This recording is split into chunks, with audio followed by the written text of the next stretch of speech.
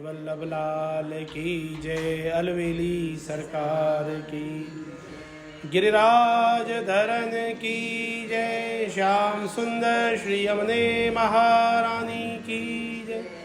जय जय श्री राधे, जय जय श्री राधे, जय जय श्री राधे। गुरु चरणारविंद की जय। निताई गौर हरि बोल। श्री कृष्ण चैतन्य प्रभु नित्यानंद। श्री कृष्ण चैतन्य प्रभु नित्यानंद। हरे कृष्णा हरे राम श्री राधे गोविंद। हरे कृष्णा हरे राम श्री राधे गोविंद। श्री कृष्ण चैतन्य प्रभु नित्यानंद। श्री कृष्ण चैतन्य प्रभु नित्यानंद। हरे कृष्ण हरे राम श्री राधे गोविंद। हरे कृष्ण हरे राम श्री राधे गोविंद। श्री कृष्ण चैतन्य प्रभु नित्यानंद। श्री कृष्ण चैतन्य प्रभु नित्यानंद। हरे कृष्ण हरे राम श्री राधे गोविंद। हरे कृष्ण हरे राम श्री राधे गोविंद। श्री कृष्ण चैतन्य प्रभु नित्यानंद। श्री कृष्ण चैतन्य प्रभु नित्यानंद। हरे कृष्ण हरे राम श्री राधे गोविंद। हरे कृष्ण हरे राम श्री राधे गोविंद। श्री कृष्ण चैतन्य प्रभु नित्यानंद। श्री कृष्ण चैतन्य प्रभु नित्यानंद। हरे कृष्ण हरे राम श्री राधे गोविंद। हरे कृष्ण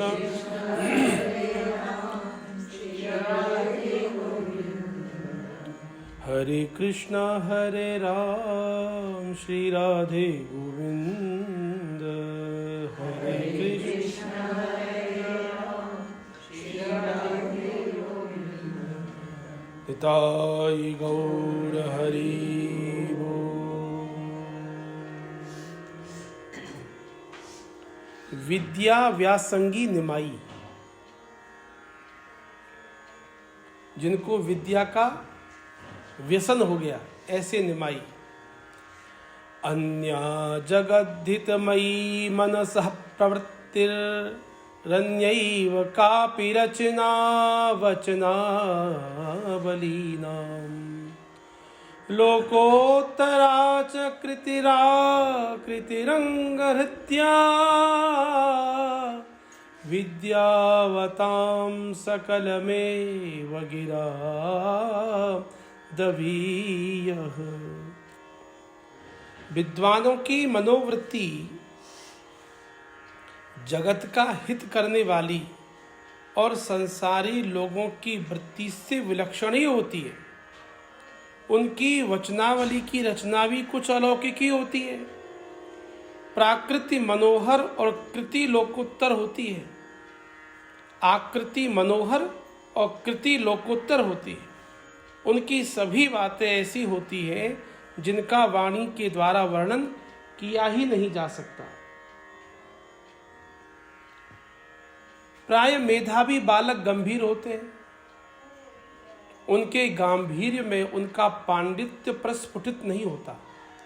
वे लोगों के सम्मान भाजन तो अवश्य बन जाते हैं, किंतु सभी साथी उनसे खुलकर बातें नहीं कर सकते।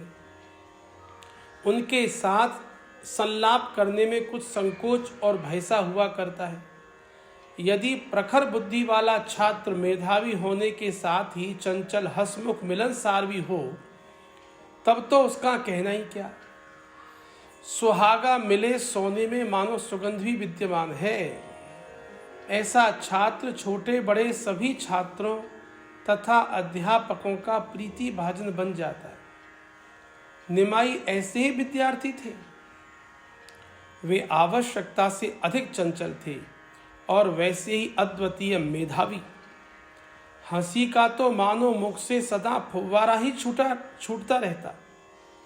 ये बात बात पर खूब जोरों से खिलखिलाकर हंसते और दूसरों को भी अपने मनोहर विनोदों से हंसाते रहते। इनके पास मुंह लटकाए कोई बैठ ही नहीं सकता था। ये रोते को हंसाने वाले थे। पंडित गंगादास जी की पाठशाला में बहुत बड़े बड़े विद्यार्थी अध्ययन करते थे, जो इनसे विद्या वृद्धि होने के साथ साथ वयोवृद्ध भी थे।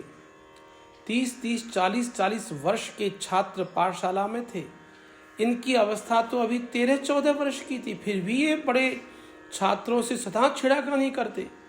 उन छात्रों में बहुत से तो बड़े ही मेधावी और प्रत्युत्पन्नमति थे, जो आगे चलकर लोक प्रसिद्ध पंडित हुए। प्रसिद्ध कवि मुरारी गुप्त, कमलाकांत, तंत्र शास्त्र के सर्वमान्य आचार्य कृष्णानंद उन दिनों उसी पाठशाला में पढ़ते थे। निमाई छोटे बड़े किसी से भी संकोच नहीं करते, सभी से भिड़ जाते, वाद विवाद करने लगते। विशेषकर ये वैष्णव विद्यार्थियों को खूब चिढ़ाया करते। उनकी भांति भांति से मीठी मीठी चुटकियां लेते, उन्हें लज्जित करके छोड़ते। मुरारी गुप्त इनसे अवस्था में बड़े थे, किंतु ये उन्हें सदा चिढ़ाया करते। मुरारी पहले तो बालक समझकर सदा इनकी उपेक्षा करते रहे। जब इन्हें इनकी विलक्षण बुद्धि का परिचय प्राप्त हुआ, तब तो वे इनके साथ खूब बातें करने लगे। ये कहते, मुरारी अमुक प्रयोग को सिद्ध करो। मुरारी उसे ठीक ठीक सिद्ध करते। ये उसमें 20 दोष निकालते, उसका कई प्रकार से खंडन करते। मुरारी इनकी तर्क शैली को सुनकर आश्चर्य प्रकट करने लगते। तब आप एक एक शंका का समाधान करते हुए मुरारी के ही मत को स्थापित कर देते। फिर हंसकर कहते, गुप्त महाशय, यह तो पंडितों का काम है। आप ठहरे वैद्यराज, जड़ी बूटी घोट पीसकर गोली बनाना सीख लो। नाड़ी देख ली, फिर चाहे रोगी मरो या जियो, तुम्हें अपने टके से काम। वैद्यराज नमस्तुभ्यं यमराजस सहोदर, यमस्तु हरते प्राणान त्वं तु प्राणान धनानि च। तुम तो यमराज के सहोदर हो, तुम्हें नमस्कार है। मुरारी इनकी बातें सुनते और मनी मन लज्जित होते, ऊपर से इनके साथ हंसने लगते। इस प्रकार ये मुरारी के साथ सदा विनोद करते रहते। कभी कभी मुरारी अत्यंत चिढ़ाने से खिन्न भी हो जाते। तब ये अपना कोमल कर कमल उनकी देह पर फेरने लगते। इनके स्पर्श मात्र से ही सारी बातें भूल जाते और पुनः उनके साथ वैसे ही स्नेह प्रकट करते। मुरारी से इनकी खूब पटती। मुरारी भी इनसे हार्दिक स्नेह करते। वाद विवाद करने में ये अद्वितीय थे। जो भी छात्र मिल जाता उसी से भिड़ पड़ते। वे चाहे उल्टा कहे या सीधा, सभी का खंडन करते और उसे परास्त करके छोड़ते। अपने आप ही पहले किसी विषय का खंडन कर देते, फिर युक्तियों के द्वारा स्वयं उसका मंडन करने लगते। विद्यार्थी इनकी ऐसी विलक्षण बुद्धि की बारंबार बड़ाई करते और इनकी वाक् पटुता की भूरी भूरी प्रशंसा करते। किसी भी पाठशाला के छात्र को गंगा तट पर या कहीं अन्यत्र रास्ते में पाते वहीं पकड़ लेते और संस्कृत में पूछते, तुम्हारे गुरु का नाम क्या है, क्या पढ़ते हो। जब वह कहता अमुक पाठशाला में व्याकरण पढ़ता हूँ, तब झट आप उससे प्रयोग पूछने लगते। बेचारा विद्यार्थी इनसे किसी तरह अपना पीछा छुड़ाकर भागता। शाम के समय सभी पाठशालाओं के छात्र दल बनाकर गंगा जी के किनारे आते और परस्पर में शास्त्रालाप किया करते। ये उन सब में प्रधान। कभी किसी पाठशाला के छात्रों के साथ शास्त्रार्थ कर रहे हैं, कभी किसी पाठशाला के छात्रों को परास्त कर रहे हैं। यही इनका नित्य प्रति का कार्य था। 10-10, 20-20 छात्र मिलकर इनसे शंका करने लगते। ये बारी बारी से सबका उत्तर देते। इनकी पाठशाला वाले इनका पक्ष लेते। कभी कभी बातों ही बातों में वितंडा भी हो जाती, मार पीट तक की नौबत आ जाती। इस बात में भी ये किसी से कम नहीं थे। इस प्रकार ये सभी पाठशालाओं के छात्रों में प्रसिद्ध हो गए। विद्यार्थी इनकी सूरत से घबराते थे। उन दिनों आजकल की भांति व्याकरण के टीका ग्रंथों का प्रचार नहीं था, छापे खाने नहीं थे, मतलब प्रिंटिंग प्रेस। इसलिए पुस्तकें हाथ से लिखनी पड़ती थीं। मूल के साथ ही टीका को भी कंठस्थ करना पड़ता था। अध्यापक टीकाओं के ऊपर जो टिप्पणियां बताते उन्हें छात्र भूल जाते थे। इसलिए कई छात्र परस्पर मिलकर पाठ को विचार न कर लें तब तक पाठ लगता ही नहीं था। अब भी पाठशालाओं में बुद्धिमान छात्र अपने साथियों को पाठ विचरवाया करते हैं। निमाई भी अपने साथियों को पाठ विचरवाते, इसलिए सभी छात्र इनका गुरु की भांति आदर करते। विचरवाया मतलब रिपीट करवाते उसको। ये विषय को इस ढंग से समझाते थे कि मूर्ख से मूर्ख भी छात्र सहजी में पढ़े हुए पाठ को समझ जाए। उन दिनों गौरांग व्याकरण के पंची टीका नामक ग्रंथ को समाप्त कर चुके थे। इन्होंने उसके ऊपर एक सरल टिप्पणी लिखी। इनकी की हुई टीका के ऊपर टिप्पणी विद्यार्थियों के बड़े ही काम की थी। बहुत शीघ्र ही विद्यार्थियों में इनकी टिप्पणी का प्रचार हो गया। बड़े बड़े विद्वानों ने इनकी पांडित्यपूर्ण टिप्पणी की मुक्त कंठ से प्रशंसा की। यहीं तक नहीं, उस टिप्पणी का नवद्वीप से बाहर अन्य देशों के छात्रों में भी प्रचार हुआ और सभी ने इनके पांडित्य की सराहना की। इस प्रकार इनकी प्रशंसा दूर दूर तक फैल गई। व्याकरण के साथ ही ये अलंकार के भी पाठ सुनते और उन्हें सुनते सुनते ही हृदयंगम करते जाते। इस प्रकार ये थोड़े ही समय में व्याकरण और अलंकार में प्रवीण हो गए। उन दिनों नवद्वीप में जो न्याय का बोलबाला था, पंडित व्याकरण पढ़कर न्याय नहीं जानता, उसका विशेष सम्मान नहीं होता था। न्याय में उन दिनों पंडित वासुदेव सार्वभौम नदिया के राजा समझे जाते थे। न्याय में उन्हीं की पाठशाला सर्वश्रेष्ठ समझी जाती थी। उसमें सैकड़ों छात्र पढ़ते थे। उस पाठशाला के पढ़े हुए छात्र आज संसार प्रसिद्ध पंडित माने जाते हैं। नव्य न्याय की जो टीका जागदीशी के नाम से न्याय का ही परिचय देती है, उसी के प्रणेता पंडित जगदीश के भी गुरु भवानंद इसी पाठशाला के छात्र थे। दीधिति नामक जगत प्रसिद्ध ग्रंथ के प्रणेता पंडित रघुनाथ जी भी उन दिनों इसी पाठशाला में पढ़ते थे। इस प्रकार वह पाठशाला न्याय का एक भारी केंद्र बनी हुई थी। निमाई भी पाठशाला में जाकर न्याय का पाठ सुनने लगे। ऐसी पाठशालाओं में प्रत्येक छात्रों के पृथक पाठ नहीं चलते, 10-5 पाठ होते हैं। अपनी जैसी योग्यता हो उसी पाठ को जाकर सुनते रहो, बस यही पढ़ाई थी। सैकड़ों छात्र और पंडित पाठ सुनने आते।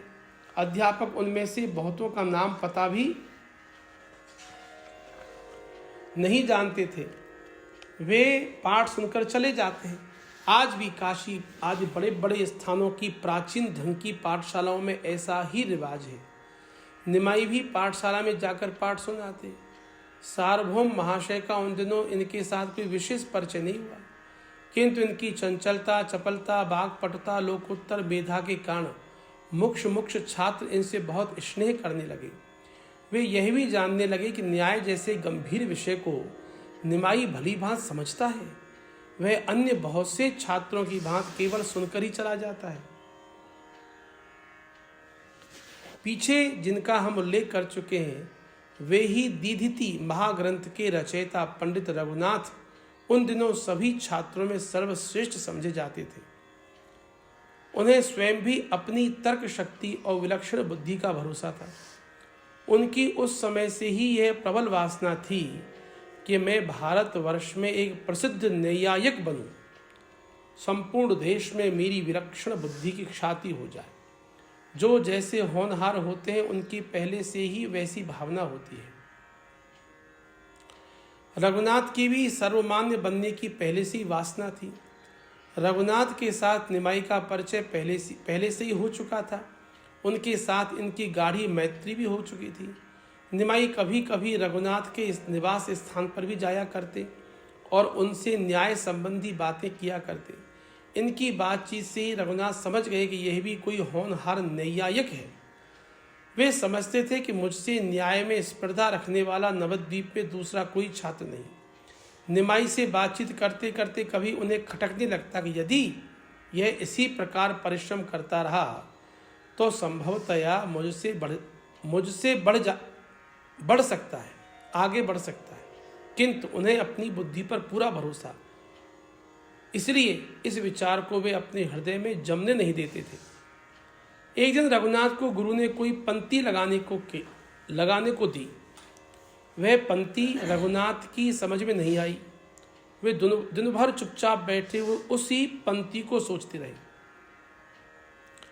तीसरे पहर जाकर वह पंक्ति रघुनाथ की समझ में आई। उन्हें बड़ी प्रसन्नता हुई। गुरु को बताकर वे अपने स्थान पर भोजन बनाने चले गए। निमाई का स्वभाव तो चंचल था ही। रघुनाथ को पाठशाला में न देखकर आप उनके निवास स्थान पर पहुंचे। वहां जाकर देखा रघुनाथ भोजन बना रहे। लकड़ी गीली है। रघुनाथ बार बार फूंकते हैं, अग्नि जलती नहीं। धुएं के कारण उनकी आंखें लाल पड़ गई हैं, उनमें से पानी निकल रहा है। हंसते हुए निमाई ने रघुनाथ के चौके में प्रवेश किया। प्रेम के साथ हंसते हुए बोले, पंडित महाशय, आज असमय में रंधन क्यों हो रहा है? अग्नि में फूंक देते हुए रघुनाथ ने क्या बताऊं भाई, गुरुजी ने एक पंक्ति लगाने के लिए दी थी, वह मेरी समझ में नहीं आई। दिन भर सोचते रहने पर अब समझ में आई। उसे अभी गुरुजी को सुनाकर आया हूं, इसलिए भोजन बनाने में देर हो गई। जल्दी से निमाई ने कहा, अरे भाई हम भी सुने, पंक्ति कौन सी है? पंक्ति क्या थी, आफत थी, जो आप जैसे पंडित की समझ में इतनी देर में आई?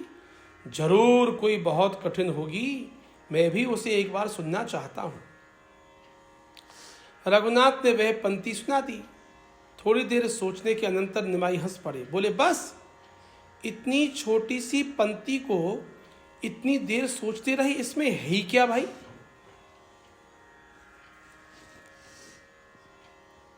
जरा आवेश के साथ रघुनाथ जी ने कहा, अच्छा कुछ भी नहीं है, तुम ही लगाकर बताओ। इतना सुनते ही निमाई ने बड़ी सरलता के साथ पंक्ति के पूर्व पक्ष की स्थापना की। फिर यथावत एक एक शंका का समाधान करते हुए उसे बिल्कुल ठीक लगा दिया। निमाई के मुख से उस इतनी कठिन पंक्ति को खिलवाड़ की भांति हंसते हंसते लगाते देख रघुनाथ के आश्चर्य का ठिकाना नहीं रहा। उन्हें जो शंका थी वह प्रत्यक्ष उपस्थित हो गई। उनकी सभी आशा पर पानी फिर गया। वे भोजन बनाना भूल गए। निमाई उनके मनोभाव को ताड़ गए कि रघुनाथ कुछ लज्जित हो गए, इसलिए यह कहते हुए कि अच्छा आप भोजन बनाएं, हम फिर मिलेंगे, पाठशाला की ओर चले गए।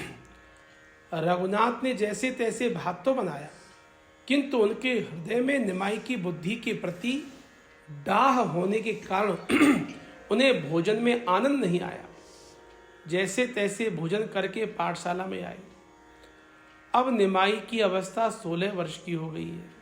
उनके घुंघराले लंबे लंबे बाल, तेजस्वी चेहरा, सुगठित शरीर, बड़ी बड़ी सुहावनी आंखें, मिष्ट भाषण, मीठी बोली और मंद मंद मुस्कान देखने वाले को स्वतः ही अपनी ओर आकर्षित कर लेती थी। वे सभी से दिल खोलकर मिलते, खूब घुल मिलकर बातें करते। उनके मिलने वाले परस्पर में सभी यही समझते कि निमाई जितना अधिक स्नेह हमसे करता है उतना किसी दूसरे से नहीं करता। इसका कारण यह था कि उनके हृदय में किसी भी प्राणी के प्रति द्वेष नहीं था। जिसके हृदय में प्राणी मात्र के प्रति सम्मान है, उसे सभी अपना सखा संबंधी समझने लगते हैं। इसलिए निमाई की बहुत अधिक स्नेही थी। व्याकरण पढ़ने के अनंतर ये न्याय का अभ्यास करने लगे और उसी बीच न्याय के ऊपर भी एक टिप्पणी लिखने लगे। इनके सहपाठी और स्नेही पंडित रघुनाथ जी उसी समय अपने जगत प्रसिद्ध दीधिति ग्रंथ को लिख रहे थे। वे समझते थे मेरा यह ग्रंथ अर्वाचीन न्याय के ग्रंथों में अद्वितीय होगा। जब उन्होंने सुना कि निमाई भी एक न्याय का ग्रंथ लिख रहे हैं, तब तो इनको भय मालूम पड़ने लगा। इनकी प्रबल इच्छा हुई कि उस ग्रंथ को देखना चाहिए। यह सोचकर एक दिन इन्होंने निमाई से कहा, भाई, हमने सुना है न्याय के ऊपर तुम कोई ग्रंथ लिख रहे हो। हमारी बड़ी इच्छा है किसी दिन अपने ग्रंथ को हमें दिखाओ। इन्होंने जोरों से हंसते हुए कहा, रे आप भी कैसी बात कर रहे हैं जी, भला हम न्याय जैसे जटिल विषय पर लिख ही क्या सकते हैं। ये तो आप जैसे पंडितों का काम है। हम तो वैसे ही मनोविनोद के लिए खिलवाड़ सा करने लगे हैं। आपसे किसने कह दिया। रघुनाथ ने आग्रह के साथ कहा, कुछ भी हो, देखो मेरी बड़ी प्रबल इच्छा है निमाई, यदि तुम्हें कोई आपत्ति ना हो तो अपने ग्रंथ को मुझे जरूर दिखाओ। अरे भैया, इसमें आपत्ति की बात ही क्या है। यह तो हमारा सौभाग्य है कि आप जैसे विद्वान हमारी कृति को, हमारी लेखनी को देखने की जिज्ञासा कर रहे हैं। मैं कल जरूर लेकर आऊँगा। दूसरे दिन निमाई अपने ग्रंथ को साथ लेते आए। पाठशाला से लौटते समय वे नाव पर बैठकर रघुनाथ को अपने ग्रंथ को सुनाने लगे। रघुनाथ जो जो उस ग्रंथ को सुनते थे त्यों ही त्यों उनकी मनोवेदना बढ़ती जाती थी, यहाँ तक कि वे ग्रंथ को सुनते सुनते फूट फूट कर रोने लगे। निमाई अपनी धुन में सुनाते ही जा रहे थे। उन्हें पता भी नहीं था कि रघुनाथ की ग्रंथ के सुनने से ये दशा हो रही है। सुनाते सुनाते एक बार इन्होंने दृष्टि उठाकर रघुनाथ की ओर देखा। इनके आश्चर्य का ठिकाना ना रहा। आश्चर्य प्रकट करते हुए निमाई ने पूछा, भैया रघुनाथ, तुम रो क्यों रहे हो। आंसू पहुंचते हुए रुद्ध कंठ से उन्होंने कहा, निमाई, तुमसे मैं अपने मनोगत भावों को छिपाकर एक नया दूसरा पाप नहीं करूंगा। सत्य बात तो यह है कि मैं इस अभिलाषा से इस ग्रंथ को लिख रहा था, एक ग्रंथ लिख रहा था कि वह सर्वश्रेष्ठ ग्रंथ होगा न्याय के ऊपर। किंतु तुम्हारे इस ग्रंथ को देखकर मेरी चिराभिलषित आशा पर पानी फिर गया।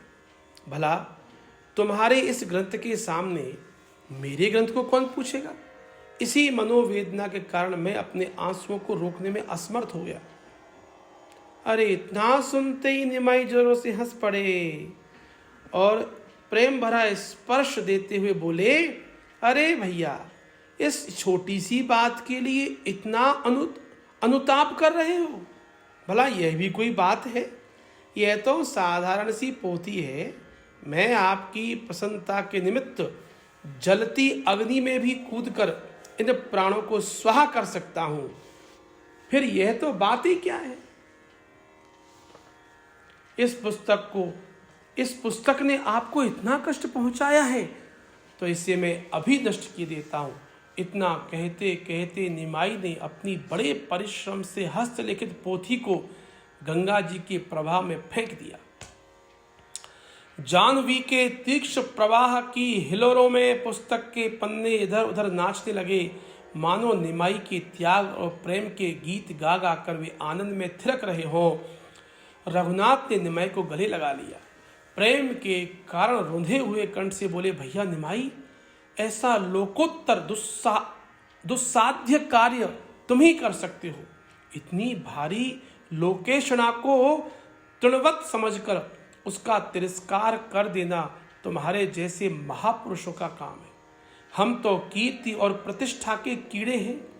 हमारी पुस्तक की अपेक्षा तुम्हारे इस त्याग की संसार में लाखों गुनी ख्याति होगी और आगे के लोग इस त्याग के द्वारा प्रेम का महत्व समझ सकेंगे।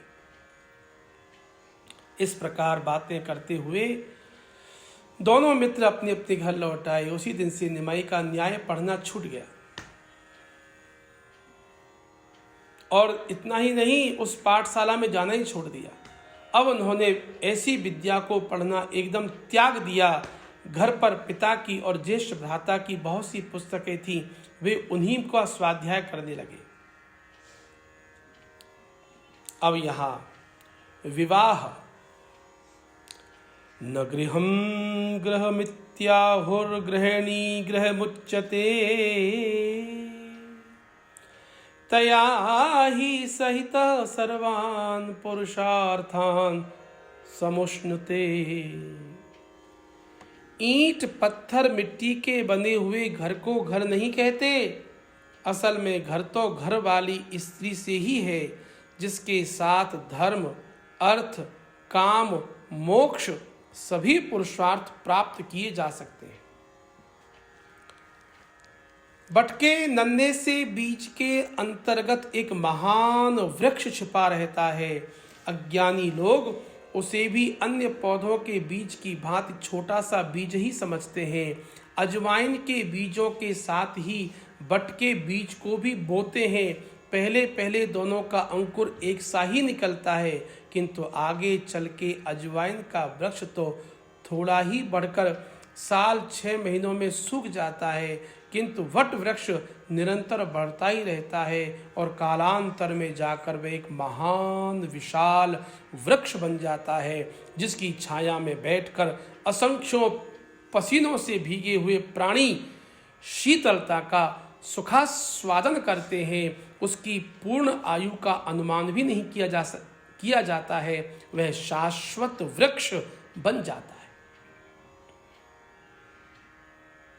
निमाई यद्यपि अपने विद्यार्थियों की अपेक्षा अधिक बुद्धिमान विलक्षण थे, फिर भी साधारण लोग यही समझते थे कि कालांतर में यह भी एक पाठशाला खोलकर नवद्वीप का अन्य पंडितों की भांति एक नामी पंडित बन जाएगा। यह भी अन्य पंडितों की भांति स्त्री पुत्रों में आसक्त होकर सुखपूर्वक संसारी सुखों का उपभोग करेगा, क्योंकि विद्वान हो अथवा मूर्ख, संसारी विषयों में तो सब समान रूप से ही रत रहते हैं। बड़े लोगों की भोग सामग्री बहुमूल्य बड़ी होती है, छोटे लोग साधारण भोग सामग्रियों से अपनी वासनाओं को पूर्ण करते, किंतु उनमें आसक्ति दोनों की समान ही है। बंधे हुए दोनों ही है, फिर चाहे वह बंधन रस्सी का हो अथवा रेशम का, सोने की हो या लोहे की बेड़ी तो समान ही है। दोनों ही बंधनों से प्रभु की इच्छा के बिना नहीं निकल सकते। अन्य पंडितों को धन के लिए ही अन्य पंडितों को धन के लिए ही विद्योपार्जन करते देख लोगों का यही अनुमान हो गया था कि निमाई भी अपने विद्या बल से खूब धन प्राप्त करेगा। उन्हें यह पता नहीं था, इसके उपदेश से असंख्यों मनुष्य स्त्री धन परिवार समस्त उत्तमोत्तम भोग सामग्रियों को तुच्छ समझकर महाधन की प्राप्ति में कटिबद्ध हो जाएंगे और अपने मनुष्य जन्म को सार्थक बनाएंगे। संसारी लोग बेचारे और अनुमान कर ही क्या सकते। इनका आरंभिक जीवन आदि में अन्य साधारण जीवों की भांति था ही, इससे लोगों का यही अनुमान लगाना ठीक भी था। निमाई की अवस्था अब 16 वर्ष की है। व्याकरण, अलंकार, न्याय में इन्होंने प्रवीणता प्राप्त कर ली है। आगे पढ़ने की भी इच्छा थी, किंतु कई कारणों से इन्होंने पाठशाला में जाकर पढ़ना बंद कर दिया। घर पर अकेली विधवा माता थी, निर्वाह का कोई दूसरा प्रबंध नहीं था। आकाशीय वृत्ति थी, ईश्वरेच्छा से जो भी आ जाता उसी पर निर्वाह होता। मिश्र जी कोई संपत्ति नहीं छोड़ गए थे, उनके सामने भी इसी प्रकार निर्वाह होता था। अब निमाई समझदार हो गए, विद्वान भी बन गए, इसलिए अब जीवन निर्वाह के लिए भी कुछ उद्योग करना चाहिए। वृद्धा माता को सुख पहुंचाने का यही अवसर है। यह सब सोच समझकर इन्होंने 16 वर्ष की छोटी ही अवस्था में अध्यापन का कार्य करना प्रारंभ कर दिया। इनकी विलक्षण बुद्धि और पठन पाठन को अद्वितीय सुंदर शैली से सभी शास्त्रीय ज्ञान रखने वाले पुरुष परिचित थे, इसलिए इन्हें नवद्वीप जैसे विद्या के भारी केंद्र स्थान में अध्यापक बनने में कोई कठिनता न हुई। नवद्वीप में मुकुंद संजय नाम के एक विद्यानुरागी धनी मानी व्यक्ति थे। उनके एक पुरुषोत्तम संजय नाम का पुत्र था। संजय महाशय अपने पुत्र के पढ़ाने के निमित्त किसी योग्य अध्यापक की तलाश में थे। निमाई की ऐसी इच्छा देखकर इन्होंने इनसे प्रार्थना की। निमाई स्वयं ही एक पाठशाला स्थापित करने की बात सोच रहे थे, किंतु उनके छोटे से मकान में पाठशाला स्थापित करने योग्य स्थान नहीं था। संजय भगवत भक्त होने के साथ साथ धनी भी थे।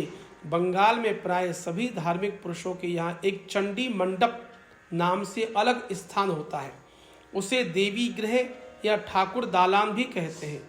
नवदुर्गाओं में उक्त स्थान पर ही चंडी पाठ, पूजा तथा उत्सव हुआ करते हैं। यह स्थान ऐसे ही शुभ कार्यों के लिए सुरक्षित होते हैं। योग्य और विद्वान अतिथि के आने पर इसी स्थान में उनका आतिथ्यादि भी किया जाता है। अपनी शक्ति के अनुसार धनिकों का चंडी मंडप विस्तृत, सुंदर, अधिक कीमती होता है। संजय महाशय का चंडी मंडप खूब बड़ा था। निमाई पंडित ने उसी मंडप में अपनी पाठशाला स्थापित की। इधर उधर से बहुत से छात्र इनका नाम सुनकर पढ़ने लगे। पुत्र के साथ संजय भी निमाई से विद्यार्जन करने लगे। इनकी पढ़ाने की शैली बड़ी सरल, चित्ताकर्षक थी, इसलिए थोड़े ही समय में इनकी पाठशाला चल निकली। सैकड़ों छात्र इनके पास पढ़ने आने लगे। ये विद्यार्थियों के साथ गुरु शिष्य का व्यवहार न करके एक प्रेमी मित्र का व्यवहार किया करते थे। उनसे खूब हंसी दिल लगी करते, घर का हाल चाल पूछते, अपनी सब बातें बताते। इससे विद्यार्थी इनके ऊपर अधिक अनुराग रखने लगे। बहुत से विद्यार्थी तो इनसे अवस्था में बहुत बड़े थे। वे सब भी इनके पास अध्ययन करने आते, इनका हृदय से बहुत अधिक आदर करते। इस प्रकार इनकी पाठशाला नवद्वीप में एक प्रसिद्ध पाठशाला मानी जाने लगी। व्याकरण शास्त्र में गंगादास जी की पाठशाला को छोड़कर निमाई की पाठशाला सबसे श्रेष्ठ समझी जाती थी। निमाई विद्यार्थियों के साथ परिश्रम भी खूब करते थे। एक दिन निमाई पंडित पाठशाला से पढ़ाकर अपने घर जा रहे थे।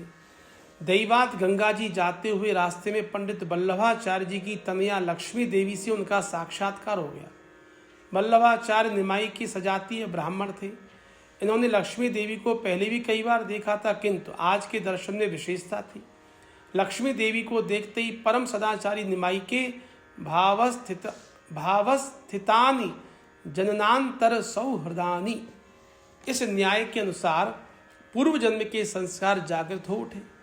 स्वाभाविक सौहृद तो स्वतः ही अपनी ओर आकर्षित कर लेता है। इसमें चेष्टा करना या अनुराग करना तो कहा ही नहीं जा सकता। इन्होंने लक्ष्मी देवी की ओर देखा। लक्ष्मी देवी ने भी धीरे से इनकी ओर देखा और इनके पाद पद्मों में भक्ति से मनी में प्रणाम करके गंगा जी की ओर चली गई। ये अपने घर की ओर चले आए। भाभी की भवितव्यता तो देखिए। उसी दिन बनवारी घटक नाम के जगन्नाथ मिश्र के स्नेही एक ब्राह्मण शची देवी के समीप आए और माता से कहने लगे, निमाई अब सयाना हो गया है, अब उसके विवाह का शीघ्र ही उद्योग करना चाहिए। यदि तुम्हें पसंद हो तो पंडित वल्लभाचार्य की कन्या है, तुम उसे चाहो तो देख सकती हो। लाखों में एक है, बड़ी सुशीला सुंदरी बुद्धिमती लड़की है। निमाई के वह सर्वथा योग्य है। यदि तुम्हें यह संबंध मंजूर हो तो मैं पंडित जी से इस संबंध में कहूँ। माता तो स्वयं पुत्र के विवाह की चिंता में थी, किंतु वे निमाई की इच्छा के बिना कोई संबंध निश्चित करना नहीं चाहती थी। घर में कोई दूसरा आदमी सलाह करने के लिए था ही नहीं। पुत्र समझदार और सयाना था। उसकी अनुमति के बिना वे विवाह के संबंध में किसी को निश्चित वचन नहीं दे सकती थी। अतः बात को टालते हुए माता ने कहा, इस पितृहीन बालक का विवाह ही क्या है, अभी तो वह पढ़ ही रहा है, कुछ करने लगेगा तो देखा जाएगा। घटक महाशय सची माता का ऐसा उदासीन भाव देखकर समझ गए कि माता को यह संबंध मंजूर नहीं। कारण कि पंडित वल्लभाचार्य बहुत ही गरीब थे।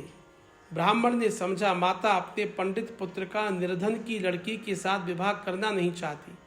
यह समझकर वे लौट आए। दैवात रास्ते में उन्हें निमाई मिल गई। इन्हें देखते ही निमाई खिल उठे, हंसते बोले, कहिए घटक महाशय, किधर किधर से आ रहे हो?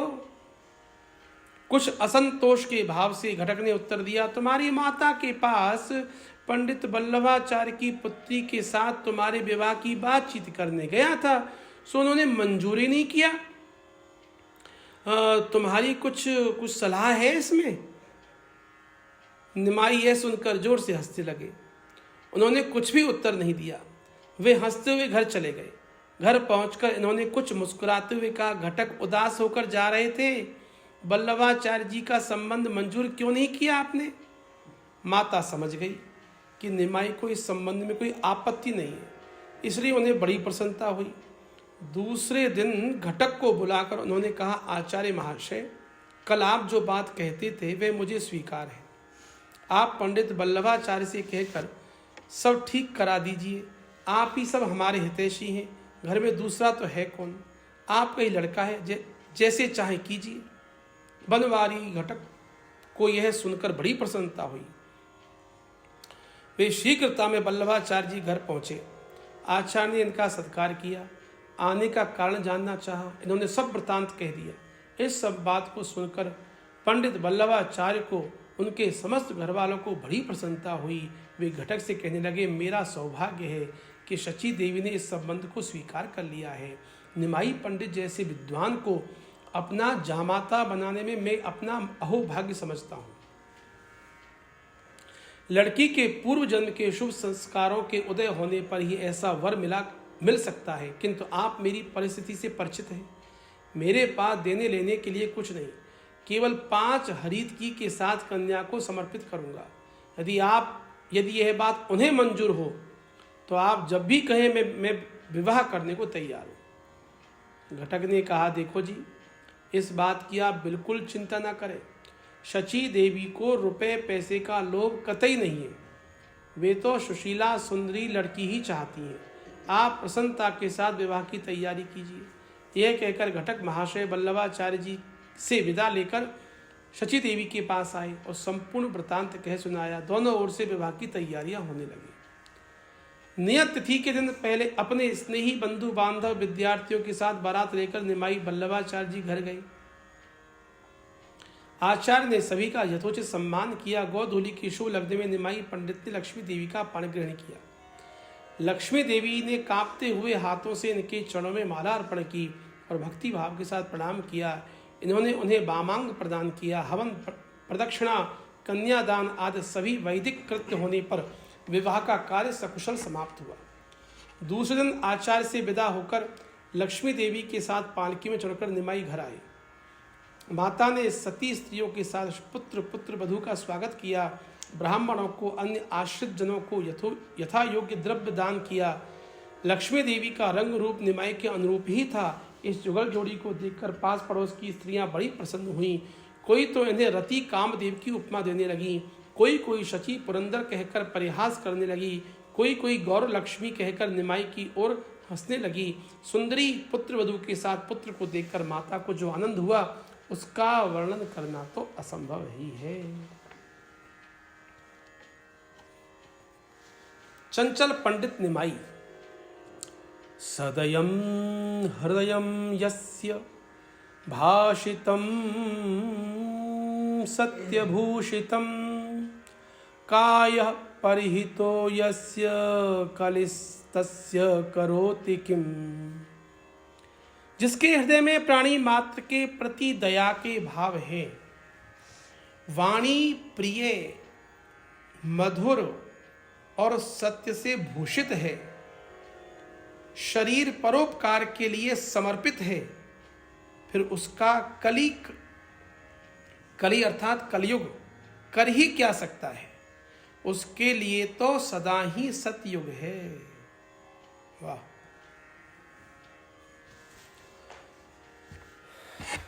देखो जी, मिश्री को कहीं से खाओ उसका स्वाद मीठा ही होगा।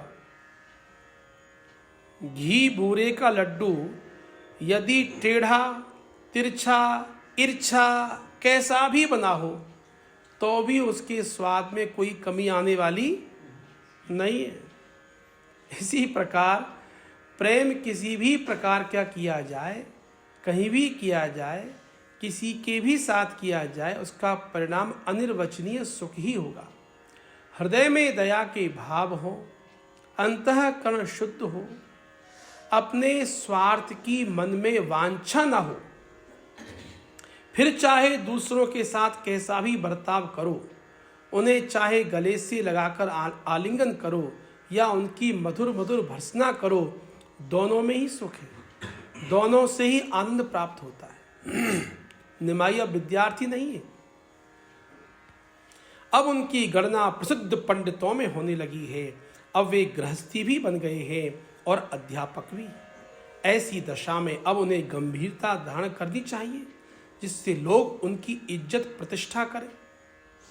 किंतु निमाई ने तो गंभीरता का पाठ पढ़ा ही नहीं, तो गंभीर हो कैसे?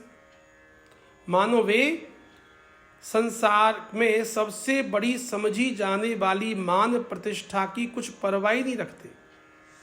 लोग हमारे इस व्यवहार से क्या सोचेंगे, यह विचार उनके मन में आता ही नहीं। लोगों को जो सोचना हो सोचते रहें। दुनिया भर के विचारों का हमने कोई ठेका थोड़ी ले लिया है। हमें तो जिसमें प्रसन्नता प्राप्त होगी, जिस काम से हमारा अंतःकरण सुखी शांत होगा, हम तो उसे ही करेंगे। लोग बकते रहे, हम किसी का मुंह थोड़ी सी सकते हैं। बस निमाई इन्हीं विचारों में मस्त रहते। पाठशाला में विद्यार्थियों को पढ़ा रहे हैं, पढ़ाते पढ़ाते बीच में ऐसी हंसी की बात कह देते हैं कि सभी खिलखिलाकर हंस उठते।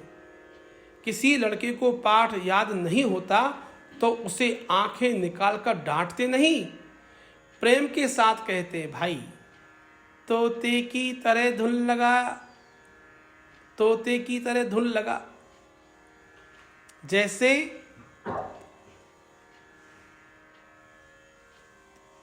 जैसे अनद्य तने लुट, इसे बार बार कहो। इतना समझाकर आप स्वयं सिर हिला हिलाकर अनद्य तने लुट, अनद्य तने लुट इस सूत्र को बार बार पढ़ते। लड़के हंसते हंसते लोटपोट हो जाते। अब आप दूसरे विद्यार्थियों को समझाने लगते। पाठ समाप्त हुआ और साथ ही विद्यार्थी और पंडित का भाव भी समाप्त। अब सभी विद्यार्थियों को साथी समझकर उन्हें लेकर गंगा जी पहुंच जाते। किसी के भी साथ शास्त्रार्थ हो रहा है, कभी गंगा जी की बालुका में कबड्डी खेली जा रही है, कभी जल विहार का आनंद।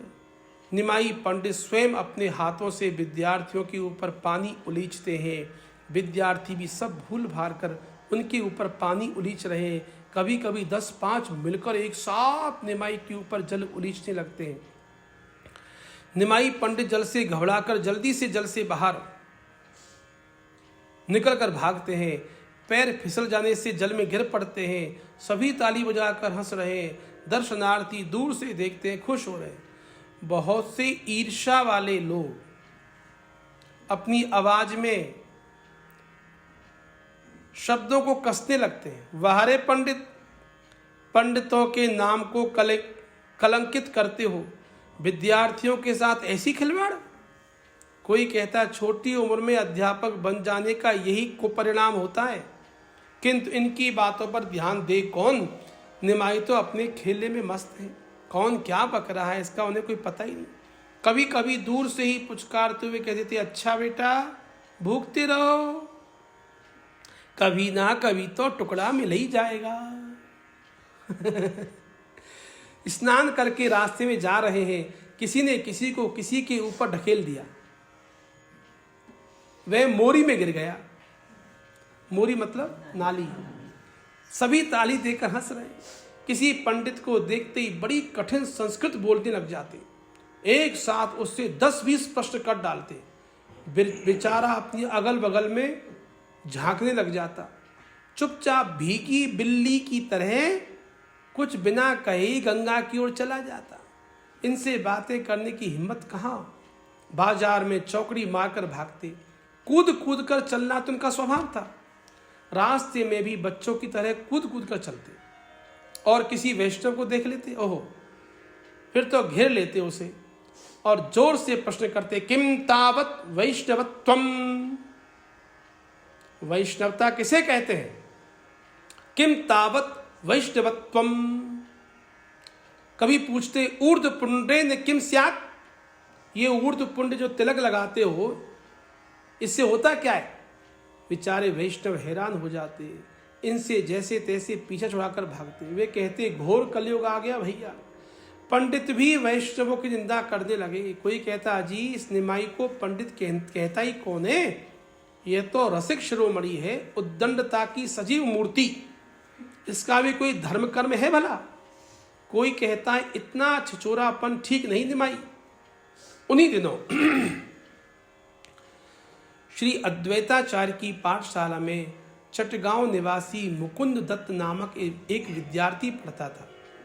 वह परम वैष्णव, उसके चेहरे से सौम्यता टपकती थी, उसका कंठ बड़ा ही मनोहर था। वह अद्वैताचार्य की सभा में पद संकीर्तन किया करता, अपने सुमधुर गान से भक्तों के चित्त को आनंदित किया करता था। निमाई उनसे मन ही मन बहुत स्नेह करते, किंतु ऊपर से सदा छेड़ते रहते। जब भी वह मिल जाता, उसे पकड़कर न्याय की फक्का पूछने लगते। वह बेचारा हाथ जोड़कर कहता, बाबा मुझे माफ करो, मैं तुम्हारा ये न्याय फ्याय कुछ नहीं जानता, मैं तो वैष्णव शास्त्रों का अध्ययन करता हूँ। तब आप उससे पूछते, अच्छा एक बता जा, वैष्णव की परिभाषा क्या है, बताओ वैष्णव के क्या लक्षण हैं। मुकुंद कहते, भाई हम हार गए, तुम जीत गए, कैसे भी पिंड तो छोड़ोगे, तुमसे मगज पच्ची कौन करे, तुम पर तो शास्त्रार्थ का भूत सवार रहता है, हमें इतना समय कहाँ है। इस प्रकार कहकर जैसे तैसे इनसे पीछा छुड़ाकर भाग जाते। एक दिन ये गंगा स्नान करके आ रहे थे, उधर से मुकुंद दत्त भी गंगा स्नान करने के निमित्त आ रहे थे। इन्हें दूर से आता देख मुकुंद दत्त जल्दी से दूसरे रास्ते होकर गंगा जी की ओर जाने लगे। निमाई ने अपने विद्यार्थियों से कहा, देखो भैया ये वैष्णव विद्यार्थी कितना चालाक है, क्या चालाकी करके हमसे बच के भागा जा रहा है, मानो हमने उसे देखा ही नहीं है। एक विद्यार्थी ने कहा, किसी जरूरी काम से उधर जा रहे होंगे। आप जोर से कहने लगे, जरूरी काम कुछ नहीं है, सोचते हैं वैष्णव होकर हम इन अवैष्णव लोगों से व्यर्थ की बातें क्यों करें, इसलिए एक तरफ होकर निकले जा रहे हैं ये। फिर जोरों से मुकुंद दत्त को सुनाते हुए बोले, अच्छा बेटा देखते हैं कितने दिन इस तरह से हमसे दूर रहोगे, यूं मत समझना कि हम ही वैष्णव हैं, एक दिन हम भी वैष्णव होंगे और ऐसे वैष्णव होंगे कि तुम सदा पीछे पीछे फिरते रहोगे। इन बातों को सुनते सुनते मुकुंद गंगा जी की ओर चले गए और ये अपनी पाठशाला में आ गए। इनके पिता श्रीहट के निवासी थे। नवद्वीप में बहुत से श्रीहट के विद्यार्थी पढ़ने के लिए आया करते थे। बहुत से श्रीहटवासी नवद्वीप रहते ही थे। ये जहाँ भी श्रीहट के विद्यार्थी को देखते वहीं उसकी खिल्ली उड़ाते, श्रीहट की बोली की नकल करते, उनके आचार विचार की आलोचना करते। लोग कहते, तुम्हें शर्म नहीं आती, तुम भी तो वहीं के हो, तुम भी श्रीहट के हो, जहाँ के रहने वाले हो, वहीं की खिल्लियाँ उड़ाते हो। ये कहते, देखो भाई शर्म तो हमने उतार कर अपने घर की खूंटी पर लटका दी है, तुम झूठ मानो तो हमारे घर जाकर देखिए। ये सुनकर सब चुप हो जाते। कोई कोई राज कर्मचारियों तक से इनकी उद्दंडता की शिकायत करते, किंतु राज कर्मचारी इनके स्वभाव से परिचित थे। ये उन्हें देखकर जोरों से हंस पड़ते। कर्मचारी शिकायत करने वालों की चार बात उल्टी सुनाकर उन्हें विदा करते। इस प्रकार इनकी चंचलता नगर भर में विख्यात। उन दिनों नवद्वीप में इन्हें गिने ही वैष्णव थे। उनकी संख्या उंगलियों पर गिनी जा सकती थी। उन सबके आश्रयदाता थे एक अद्वैताचार्य। वैष्णव गण अपनी मनोव्यथा उन्हीं से जाकर कहते। वे वैष्णव को आश्वासन दिलाते, घबराओ मत, अंतर्यामी भगवान हमारी दुर्दशा को भली भांति जानते हैं, वे प्रत्यक्ष रीति से हमारी दुर्गति देख रहे हैं, बहुत शीघ्र ही हमारा उद्धार करेंगे। एक दिन नवद्वीप में भक्ति की ऐसी बाढ़ आवेगी कि उसमें सभी नर नारी सरावर हो जाएंगे। जितने दिन की यह विपत्ति है उतने दिन धैर्य से और काटो, अब शीघ्र ही नास्तिकवाद और हिंसावाद का अंत होने वाला है। वैष्णव कहते, निमाई पंडित ऐसे विद्वान वैष्णवों की हंसी उड़ाते हैं। अद्वैत कहते, तुम अभी निमाई को जानते नहीं, वे हृदय से वैष्णवों के प्रति बड़ा स्नेह रखते हैं। वे जो भी कुछ कहते हैं वे सब ऊपर से यूं ही कह देते हैं, आगे चलकर तुम उन्हें यथार्थ रीति से समझ सकोगे। इस प्रकार वैष्णव तो आपस में ऐसी बातें किया करते और निमाई अपनी लोकोत्तर मधुर मधुर चंचलता से नगरवासी शची देवी लक्ष्मी देवी को आनंदित हर्षित किया करते। नवद्वीप में ईश्वरपुरी। येषां संस्मरणात् पुंसां सद्यः शुद्ध्यन्ति वै गृहा किं पुनर्दर्शनस्पर्शा पादशौचासनादिभिः किं पुनर्दर्शनस्पर्श पादशौचासनादिभिः।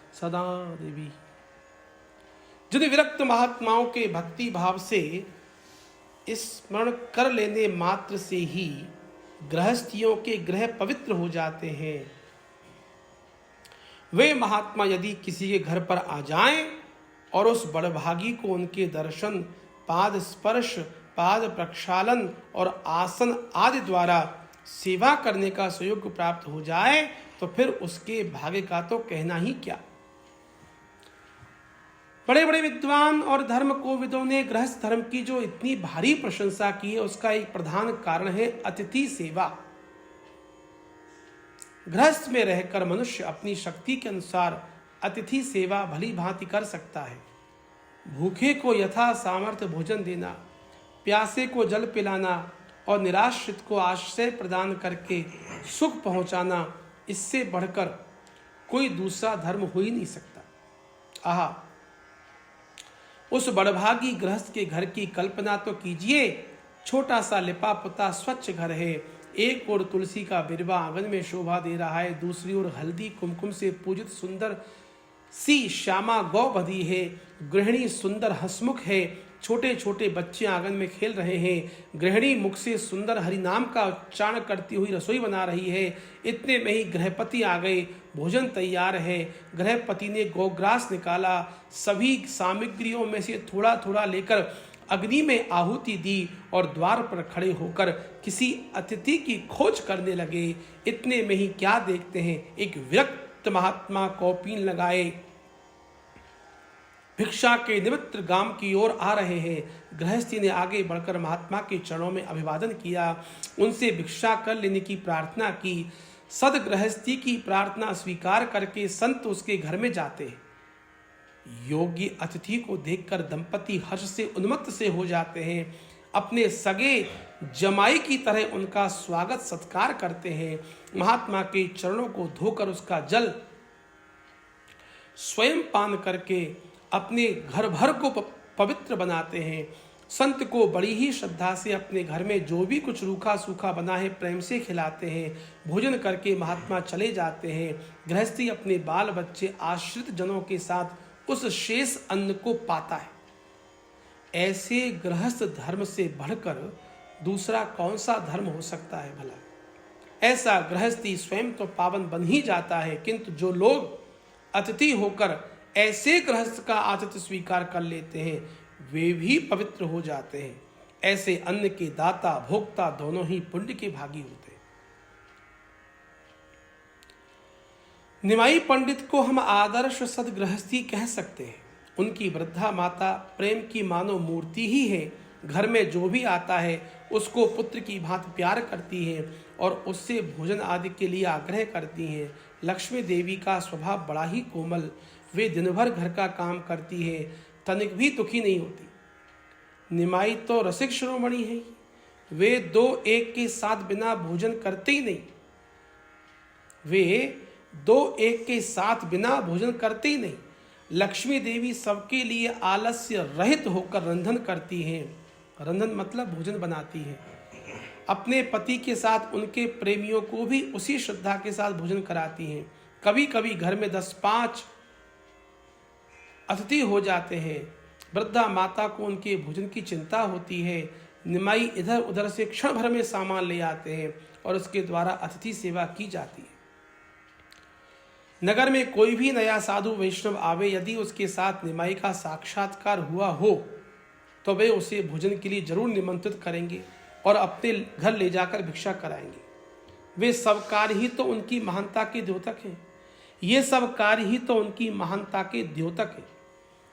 पाठक श्रीमन माधवेंद्र पुरी जी के नाम से परिचित होंगे और यह भी स्मरण होगा कि उनके अंतरंग शिष्य और सर्वप्रिय शिष्य श्री ईश्वर पुरी जी थे। भक्त शिरोमणि श्री माधवेंद्र पुरी जी इस असार संसार को त्याग कर अपने नित्य धाम को चले गए। अंतिम समय में उनके रुधे हुए कंठ से यह श्लोक निकला था, अति दीन दयार्द नाथ हे मथुरानाथ कदावलोक्य से हृदयं त्वदलोक कातरं दयित भ्राम्यति किं करोम्यहम्। अर्थात, हे दीनों पर दया करने वाले मेरे नाथ ब्रजेश नंदन, इन चिरकाल की प्यासी आंखों से आपकी अमृतोपम मकरंद माधुरी का कब पान कर सकूंगा। हे नाथ, यह हृदय तुम्हारे दर्शन के लिए कातर हुआ चारों ओर बड़ी ही द्रुत गति से दौड़ रहा है। हे चंचल श्याम, मैं क्या करूं, मैं क्या करूं। ये कहते कहते उन्होंने इस पांच भौतिक शरीर का त्याग कर दिया। अंतिम समय में वे अपना संपूर्ण प्रेम श्री ईश्वरपुरी को अर्पण कर गए। गुरुदेव से अमूल्य प्रेम निधि पाकर ईश्वरपुरी तीर्थ में भ्रमण करते हुए गौड़ देश की ओर आए। इनका जन्म स्थान इसी जिले के कुमारहट्ट नामक ग्राम में था। ये जाति के कायस्थ थे और कोई कोई इन्हें वैद्य भी बताते हैं, किंतु वैष्णवों की जाति क्या, उनकी तो हरिजन ही जाति है। फिर संन्यास धारण करने पर तो जाति रहती नहीं। ये सदा श्री कृष्ण प्रेम में उन्मत्त से बने रहते थे। जिह्वा से सदा मधुर श्री कृष्ण नाम उच्चारण करते रहते। प्रेम में छके से उन्मत्त से अलक्षित रूप से देश में भ्रमण करते हुए भाग्यवानों को अपने शुभ दर्शनों से पावन बनाते फिरते थे। इसी प्रकार भ्रमण करते हुए ये नवद्वीप भी आए और अद्वैत आचार्य के घर के समीप आकर बैठ गए। आचार्य देखते ही समझ गए ये कोई परम भागवत वैष्णव है। उन्होंने इनका यथोचित सत्कार किया। परिचय प्राप्त होने पर तो आचार्य के आनंद का ठिकाना ही ना रहा। उनके गुरुदेव के प्रधान और परम प्रिय शिष्य उनके गुरु तुल्य ही थे। आचार्य ने इनकी गुरुवत पूजा की। कुछ काल नवद्वीप में ही रहने का आग्रह किया। पुरी महाशय ने आचार्य की प्रार्थना स्वीकार कर ली और वहीं उनके पास रहकर श्री कृष्ण कथा और सत्संग करने लगे। नवद्वीप में रहते हुए महामहिम श्री ईश्वर पुरी जी ने निमाई पंडित का नाम तो सुना था, किंतु साथ ही यह भी सुना था कि बड़े चंचल हैं, वैष्णवों से खूब तर्क वितर्क करते हैं। इसलिए पुरी महाशय ने भेंट नहीं की। एक दिन अकस्मात निमाई की ईश्वरपुरी जी से भेंट हो गई। सन्यासी समझकर निमाई पंडित ने पुरी महाशय को प्रणाम किया। परिचय पाकर परम प्रसन्नता हुई। पुरी महाशय तो इनके रूप लावण्य को देखकर मंत्रमुग्ध हो गए। उन्होंने सिर से पैर तक निमाई को देखा, फिर देखा और फिर देखा। इस प्रकार बार बार उनके अद्भुत रूप लावण्य तेज को देखते किंतु उनकी तृप्ति नहीं हो रही थी। वे सोचने लगे, ये कोई योग भ्रष्ट महापुरुष से जान पड़ते हैं। इनके चेहरे पर कितना तेज है, हृदय की स्वच्छता, शुद्धता, प्राणी मात्र के प्रति ममता इनके चेहरे से प्रस्फुटित हो रही है। ये साधारण पुरुष कभी हो ही नहीं सकते, जरूर कोई प्रच्छन्न वेशधारी महापुरुष है। पुरी को एकटक अपनी ओर देख कर हंसते हुए निमाई बोले, पुरी महाशय, अब इस प्रकार कहाँ तक देखिएगा, आज हमारे ही घर भिक्षा कीजिए। वहां दिन भर हमें देखते रहने का आपको सुअवसर भी प्राप्त हो जाएगा। आइए हमारे घर। यह सुनकर पुरी महाशय कुछ लज्जित से हुए और उन्होंने निमाई का निमंत्रण बड़े प्रेम से स्वीकार कर लिया। भोजन तैयार होने के पूर्व निमाई अद्वैताचार्य के घर से पुरी को लेवा ले गए। सची माता ने स्वामी जी की बहुत अधिक अभ्यर्चना की, उन्हें श्रद्धा भक्ति के साथ भोजन कराया। भोजन के अनंतर कुछ काल तक दोनों महापुरुषों में सत्संग होता रहा। फिर दोनों ही अद्वैताचार्य के आश्रम में आए। अब तो निमाई पंडित पुरी महाशय के समीप यदा कदा आने लगे। उन दिनों पुरी महाशय श्री कृष्ण लीलामृत नामक एक ग्रंथ की रचना कर रहे थे। पुरी ने पंडित समझकर इनसे उस ग्रंथ के सुनने का आग्रह किया। गदाधर पंडित के साथ संध्या समय जाकर ये उस ग्रंथ को रोज सुनने लगे। पुरी महाशय ने कहा, आप पंडित हैं, इस ग्रंथ में जहाँ कहीं भी अशुद्धि हो, त्रुटि मालूम पड़े, वहीं आप बता दीजिएगा। इन्होंने बड़ी नम्रता के साथ उत्तर दिया, श्री कृष्ण कथा में भला क्या शुद्धि और क्या अशुद्धि। भक्त अपने भक्ति भाव के आवेश में आकर जो भी कुछ लिखता है वे परम शुद्ध ही होता है। जिस पद में भगवत भक्ति है, जिस छंद में श्री कृष्ण लीला का वर्णन है, वह अशुद्ध होने पर भी शुद्ध है। और जो काव्य श्री कृष्ण कथा से रहित है, वह चाहे कितना भी ऊंचा काव्य क्यों ना हो, उसकी भाषा चाहे कितनी भी बढ़िया क्यों ना हो, वह व्यर्थ ही है। भगवान तो भावग्राही है, वे घट घट की बातें जानते हैं। बिचारी भाषा उनकी वृदावली का बखान कर ही क्या सकती है। उनकी प्रसन्नता में तो शुद्ध भावना ही मुख्य कारण है। मूर्खो वदति विष्णाय, धीरो वदति विष्णवे, उभयोस्तु शुभम पुण्यम भावग्राही जनार्दन। अर्थात मूर्ख कहता है विष्णाय नमः। यथार्थ में विष्णु शब्द का चतुर्थी में विष्णवे बनता है। मूर्ख रामाय और गणेशाय की तरह अनुमान से विष्णाय लगाकर ही भगवान को नमस्कार करते, और विद्वान कहते हैं विष्णवे नमः। परिणाम में इन दोनों का फल समान ही है, क्योंकि भगवान जनार्दन तो भावग्राही है। उनसे यह बात छिपी नहीं रहती कि विष्णाय कहने से भी उसका भाव मुझे नमस्कार करने का ही था। निमाई पंडित का ऐसा उत्तर सुनकर पुरी महाशय अत्यंत प्रसन्न हुए। उन्होंने प्रसन्नता प्रकट करते हुए कहा, यह उत्तर तो आपकी महत्ता का द्योतक है। इस कथन से आपने श्री कृष्ण लीला की महिमा का ही वर्णन किया है। आप धुरंधर वैयाकरण है, इसलिए पद पदांत और क्रिया की शुद्धि अशुद्धि पर आप ध्यान जरूर देते जाएं।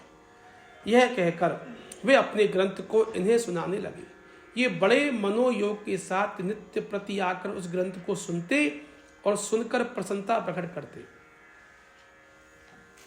एक दिन ग्रंथ सुनते सुनते एक धातु के संबंध में इन्होंने कहा, यह धातु आत्मनेपदी नहीं है, परस्मयी पदी है। पुरी उसे आत्मनेपदी ही समझे बैठे थे। इनकी बात से उन्हें शंका हो गई।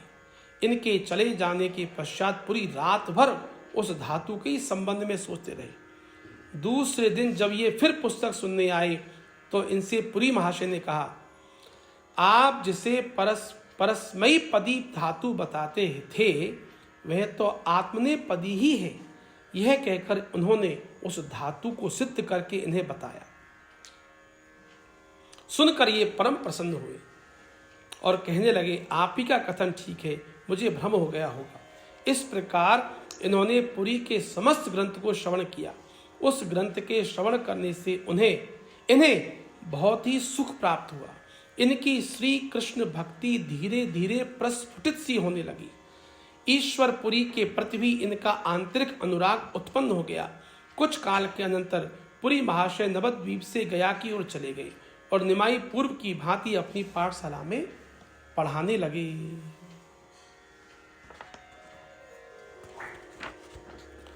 पूर्व बंगाल की यात्रा।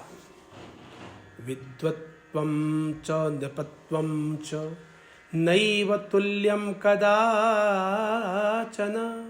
स्वदेशे पूज्यते राजा, विद्वान् सर्वत्र पूज्यते, विद्वान् सर्वत्र पूज्यते। विद्वान और राजा की कोई परस्पर में समता करे तो राजा विद्वान की समता के योग्य कभी सिद्ध हो ही नहीं सकता। कारण कि राजा की तो अपने ही देश में मान प्रतिष्ठा होती है, किंतु विद्वान जहां भी जाता है वहीं उसकी पूजा प्रतिष्ठा होती है।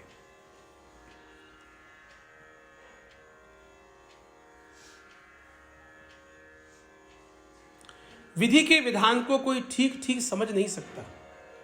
जिसके पास प्रचुर परिमाण में भोज्य पदार्थ है उसे पाचन शक्ति नहीं। मतलब जिसके पास भोजन खूब है किंतु वह खा नहीं सकता। जिसकी पाचन शक्ति ठीक है उस बेचारे को भोजन की सामग्री नहीं मिलती। विद्वानों के पास धन का अभाव है, जिनमें विद्या बुद्धि नहीं, उनके पास आवश्यकता से अधिक अर्थ अर्थात धन भरा पड़ा है। जहां धन है वहां संतान नहीं, जहां बहुत संतान है वहां भोजन के लाले पड़े हुए हैं। इसी बात से तो खींचकर किसी कवि ने ब्रह्मा जी को बहुत ही बुरा भला कह दिया।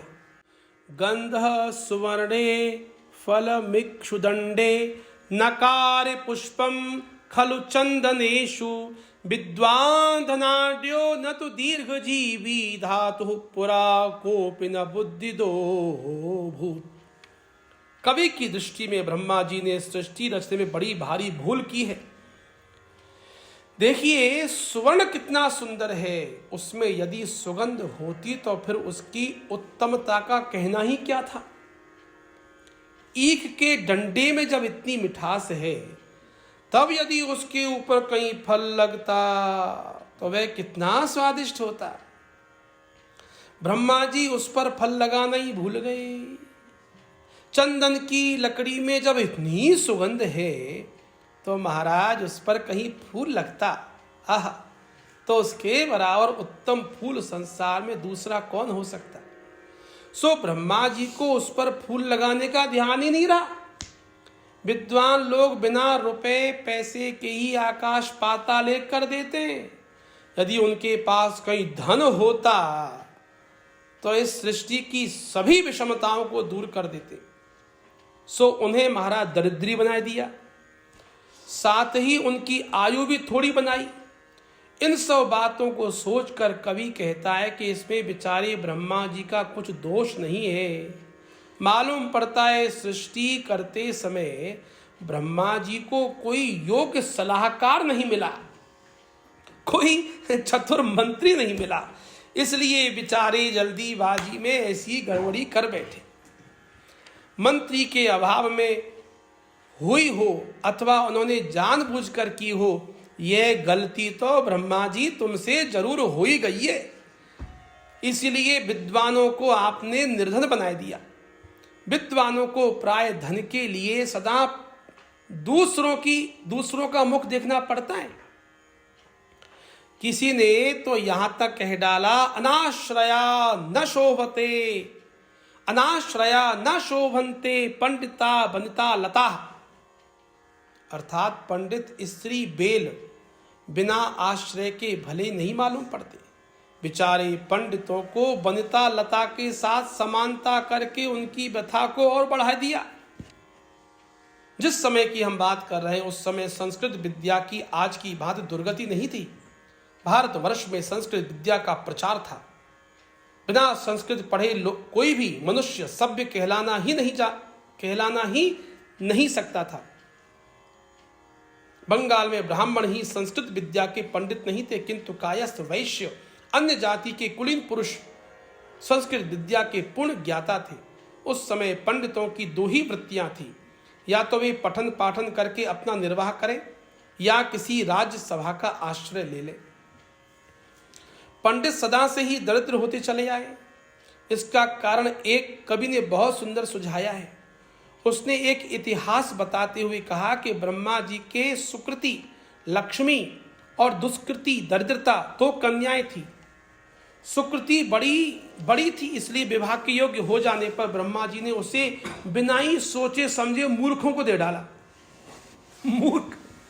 मूर्ख के यहाँ उसकी दुर्गति देखकर ब्रह्मा जी को बड़ा पश्चाताप हुआ।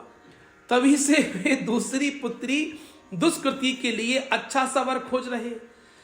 जिसे भी विद्वान कुलीन सर्वगुण संपन्न देखते हैं और उसी के माथे डाल देते हैं, यानी दरिद्रता को दे देते हैं। निमाई पंडित विद्वान थे, गुणवान थे, रूपवान थे, तेजवान थे, भला ऐसे योग्य वर को ब्रह्मा जी कैसे छोड़ सकते थे? उनके यहां भी दरिद्रता का साम्राज्य था, किंतु वह निमाई पंडित को तनिक व्यथा नहीं पहुंचा सकती। उनके सामने सदा हाथ बांधे दूरी खड़ी रहती थी। निमाई उसकी जरा भी परवाह नहीं करते थे। उन दिनों योग्य और नामी पंडित देश विदेशों में अपने योग्य छात्रों के साथ भ्रमण करते थे। सदगृहस्थ उनकी धन वस्त्र खाद्य पदार्थों के साथ पूजा करते।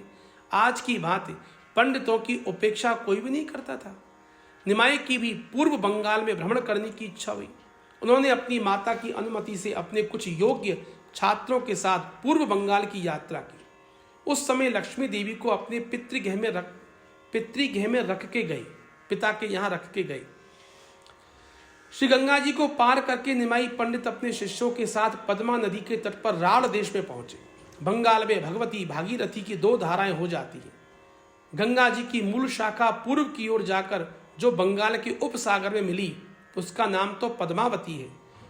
दूसरी जो नवद्वीप होकर गंगा सागर में जाकर समुद्र से मिली है, उसे भगीरथी गंगा कहते हैं।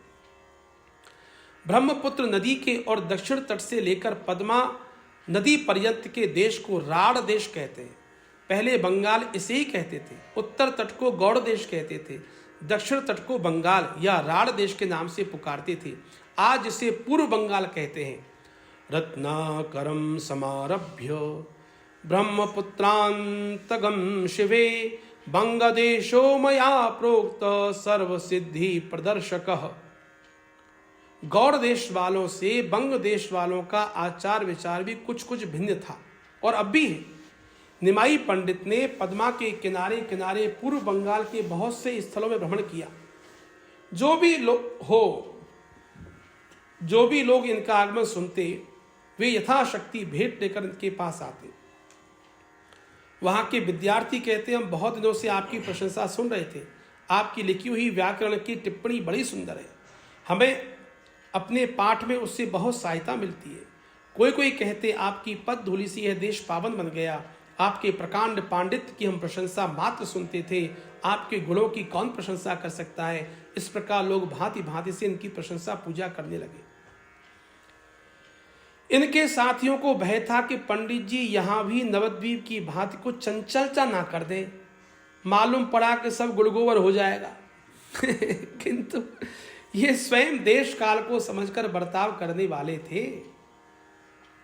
कई महीनों तक ये पूर्व बंगाल में भ्रमण करते रहे, किंतु वहां इन्होंने एक दिन भी चंचलता नहीं की। एक योग्य गंभीर पंडित की भांति सदा बने रहे। इनसे जो जिस विषय का प्रश्न पूछता, उसे उसी के प्रश्न के अनुसार यथावत उत्तर देते।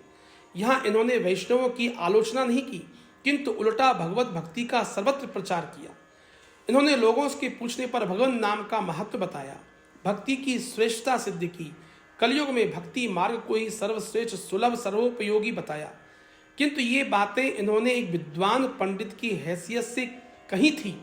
जैसे विद्वानों से जो भी प्रश्न करो, उसी का शास्त्र अनुसार उत्तर देंगे। भक्ति का असली स्रोत तो इनका अभी अव्यक्त रूप से छिपा ही हुआ था। उसके प्रवाहित होने में अभी देर थी। फिर भी इनके पांडित्यपूर्ण उत्तरों से राढ़ देशवासी श्रद्धालु मनुष्यों को बड़ा लाभ हुआ। वे भगवान नाम और भक्ति के महत्व को समझ गए। उनके हृदयों में भक्ति का नया अंकुर उदय हो गया, जिसे पीछे से गौरांग की आज्ञा अनुसार नित्यानंद प्रभु ने प्रेम से सींचकर पुष्पित पल्लवित फलान्वित बनाया। नित्यानंद जी ने इस प्रकार ये शास्त्रीय उपदेश करते हुए राढ़ देश के मुख्य मुख्य स्थानों में घूमने लगे। शाम को अपने साथियों को लेकर ये पद्मों में स्नान करते, घंटों एकांत में जल विहार करते रहते। लोग बड़े सत्कार से इन्हें खाने पीने की सामग्रियां देते। इनके साथ ही अपना भोजन स्वयं ही बनाते थे। इस प्रकार इनकी यात्रा के दिन आनंद से कटने लगे। एक दिन महामहिम निमाई पंडित एकांत स्थान में बैठे हुए थे। उसी समय एक तेजस्वी ब्राह्मण उनके समीप आया। ब्राह्मण के चेहरे से उसकी नम्रता, शीलता, पवित्रता प्रभु प्राप्ति के लिए विकलता प्रकट हो रही थी। ब्राह्मण अपनी वाणी से निरंतर भगवान के सुमधुर नामों का उच्चारण कर रहा था। उसने आते ही इनके चरण पकड़ लिए, फूट फूट कर रोने लगा। इन्होंने उस ब्राह्मण को उठाकर गले से लगाया, अपना कोमल कर उसके अंग पर फेरते हुए बोले, आप क्या कर रहे हैं? आप हमारे पूज्य, हम तो बालक हैं, आप स्वयं हमारे पूजनीय हैं। ब्राह्मण इनके पैरों को पकड़े हुए निरंतर रुदन कर रहा था। कुछ नहीं सुनता, बस हिचकियां भर भर के जोरों से रोए जा रहा था। प्रभु ने आश्वासन देते हुए कहा, बताओ तो भाई, इस रुदन का कारण क्या है? तुम पर विपत्ति क्या है? मंगल में भगवान तुम्हारा सब भलाई करेंगे, मुझे अपने दुख का कारण तो बताओ। प्रभु के इस प्रकार पूछने पर ब्राह्मण ने कहा, प्रभु मैं बड़ा ही अधम, साधन शून्य, दीनहीन ब्राह्मण बंधु हूं। अभी तक इस संसार में मनुष्य का साध्य क्या है? उस तक पहुंचने का असली साधन कौन सा है, इस बात को नहीं समझ सका हूं। मैं सदा इसी चिंता में मग्न रहा करता था कि साध्य साधन का निर्णय कैसे हो। भगवान से नित्य प्रार्थना किया करता था, भगवान मैं तुम्हारी स्तुति प्रार्थना कुछ नहीं जानता, आपको कैसे पुकारा जाता है यह भी नहीं जानता।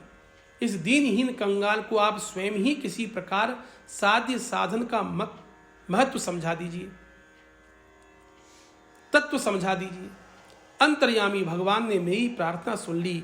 कल रात में सो रहा था, स्वप्न में एक महापुरुष ने आकर कहा, पूर्व बंगाल में जो आजकल निमाई पंडित भ्रमण कर रहे हैं, उन्हें तुम साधारण पंडित ही न समझो, वे साक्षात नारायण स्वरूप हैं। उन्हीं के पास चले जाओ, वे तुम्हारी शंका का समाधान करके तुम्हें साधन साध्य का मर्म समझाएंगे। बस आंखें खुलते ही मैं इधर चला आया हूं। आज मेरा जीवन सफल हुआ, आप श्री के चरणों के दर्शन करके मैं कृत्य हो गया। प्रभु मुस्कुराए, धीरे धीरे तपन मिश्र से कहने लगे, महाभाग आपके ऊपर भगवान श्री कृष्ण की बड़ी कृपा है। आपकी अंतरात्मा अत्यंत पवित्र है, इसलिए आप सभी में भगवत भावना करते हैं। मनुष्य जैसी भावना किया करता है वैसे ही रात्रि में स्वप्न देखता है। आप इस बात को सत्य समझें और किसी के सामने प्रकाशित न करें। तपन मिश्र ने हाथ जोड़कर कहा, प्रभु मुझे भुलाइए नहीं।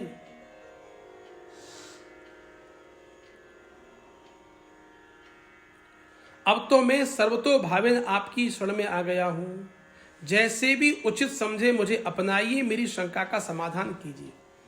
अच्छा तो पूछो, क्या पूछना चाहते हो? तुम्हारी शंका क्या है? प्रभु इस कलकाल में प्राचीन साधन जो शास्त्रों में सुने जाते हैं उनका होना तो असंभव है। समय के अनुसार सरल सुंदर सर्वश्रेष्ठ साधन बताइए, किसको साध्य मानकर उस साधन को करें। प्रभु थोड़ी देर चुप रहे, फिर बड़े ही प्रेम के साथ मिश्र से बोले, विप्रवर प्रभु प्राप्ति ही मनुष्य का मुख्य साधन है।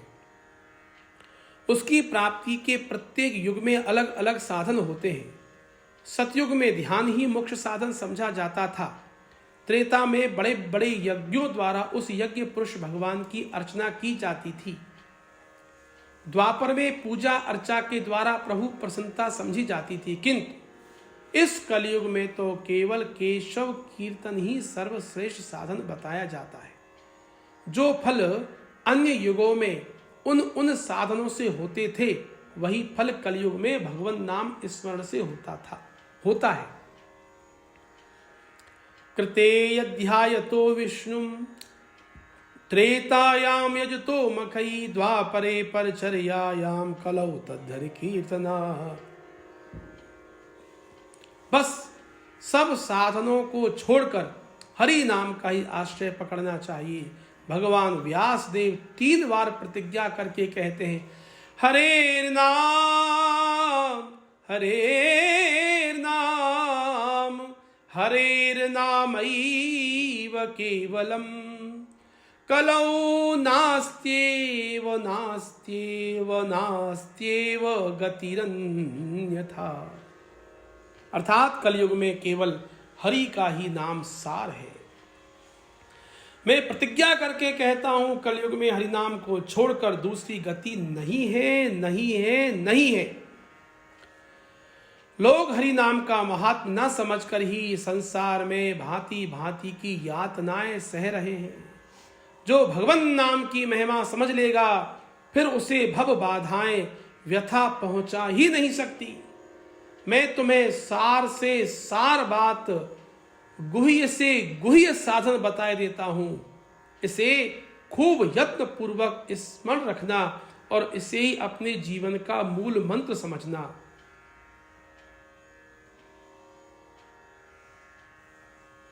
संसार सर्पदंष्टा नामेकमेव शुभेशजम् सर्वदा सर्वकालेषु सर्वत्र हरिचिंतनम।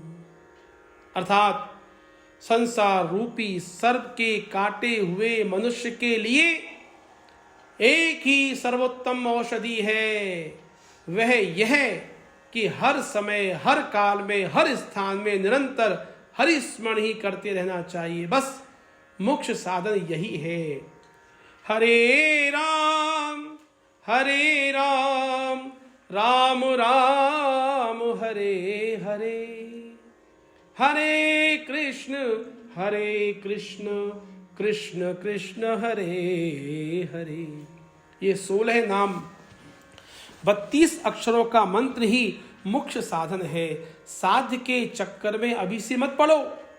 इसका जप करते करते साध्य का निर्णय स्वयं हो जाएगा। प्रभु के मुख से साधन का गुह्य रहस्य सुनकर तपन मिश्र जी को बड़ा आनंद हुआ। आनंद के कारण उनकी आंखों में से अश्रुधारा बहने लगी। उन्होंने रोते रोते प्रभु के चरण पकड़कर प्रार्थना करी, प्रभु आपकी असीम अनुकंपा से आज मेरे सभी संशयों का मूलोच्छेदन हो गया। अब मुझे कोई भी शंका नहीं रही। अब मेरी यही अंतिम प्रार्थना है कि मुझे श्री चरणों से कभी अलग ना करना, पृथक ना करना, सदा चरणों के समीप बना रहूं, ऐसी आज्ञा प्रदान कीजिए। प्रभु ने कहा अब काशी जाकर निवास कीजिए, कालांतर में हम भी काशी आवेंगे, तब आपसे भेंट होगी। आपको वहीं शिवपुरी में जाकर रहना चाहिए। प्रभु की आज्ञा शिरोधार्य करके तपन मिश्र काशी की ओर चले गए। इधर प्रभु अब घर लौटने की तैयारियां करने लगे। हरे राम राम राम हरे हरे, हरे कृष्ण कृष्ण कृष्ण हरे हरे, हरे राम राम राम राम हरे हरे, हरे कृष्ण कृष्ण कृष्ण हरे हरे, हरे राम राम राम हरे हरे, हरे कृष्ण कृष्ण कृष्ण हरे हरे, हरे राम राम राम हरे हरे, हरे कृष्ण कृष्ण कृष्ण हरे हरे, हरे राम राम राम हरे हरे, हरे कृष्ण कृष्ण कृष्ण हरे हरे, हरे राम राम राम हरे हरे, हरे कृष्ण कृष्ण कृष्ण हरे हरे, हरे राम राम राम हरे हरे, हरे कृष्ण कृष्ण कृष्ण हरे हरे, हरे राम राम राम हरे हरे, हरे कृष्ण कृष्ण कृष्ण हरे हरे, हरे राम राम राम हरे हरे, हरे कृष्ण कृष्ण कृष्ण हरे हरे, हरे राम राम राम हरे हरे, हरे कृष्ण कृष्ण कृष्ण हरे हरे, हरे राम राम राम हरे हरे, हरे कृष्ण कृष्ण कृष्ण हरे हरे, हरे राम राम राम हरे हरे, हरे कृष्ण कृष्ण कृष्ण हरे हरे,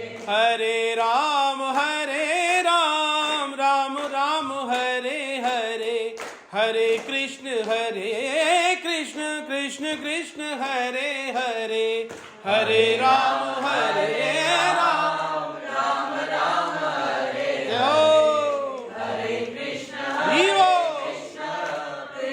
कृष्ण हरे हरे, हरे राम राम राम हरे हरे, हरे कृष्ण कृष्ण कृष्ण हरे हरे, हरे राम राम राम हरे हरे, हरे कृष्ण कृष्ण कृष्ण हरे हरे, हरे राम राम राम हरे हरे, हरे कृष्ण कृष्ण कृष्ण हरे हरे, हरे राम राम राम हरे हरे, हरे कृष्ण कृष्ण कृष्ण हरे हरे, हरे राम राम राम हरे हरे, हरे कृष्ण कृष्ण कृष्ण हरे हरे, हरे राम राम हरे हरे, हरे कृष्ण कृष्ण कृष्ण हरे हरे, हरे राम राम हरे हरे, हरे कृष्ण कृष्ण कृष्ण हरे हरे, हरे राम राम राम हरे हरे, हरे कृष्ण कृष्ण कृष्ण हरे हरे, हरे राम राम राम हरे हरे, हरे कृष्ण कृष्ण कृष्ण हरे हरे, हरे राम राम राम हरे हरे, हरे कृष्ण कृष्ण कृष्ण हरे हरे। वृंदावन बिहारी लाल की जय, ब्रजवल्लभ लाल की जय, अलवेली सरकार की जय, गिरिराज धरण की जय, श्याम सुंदर श्री यमुने महारानी की जय, जय श्री राधे, जय जय श्री राधे, जय श्री राधे, निताई गौर हरि बोल, हरि बोल, हरि बोल। गुरु चरणारविंद की जय।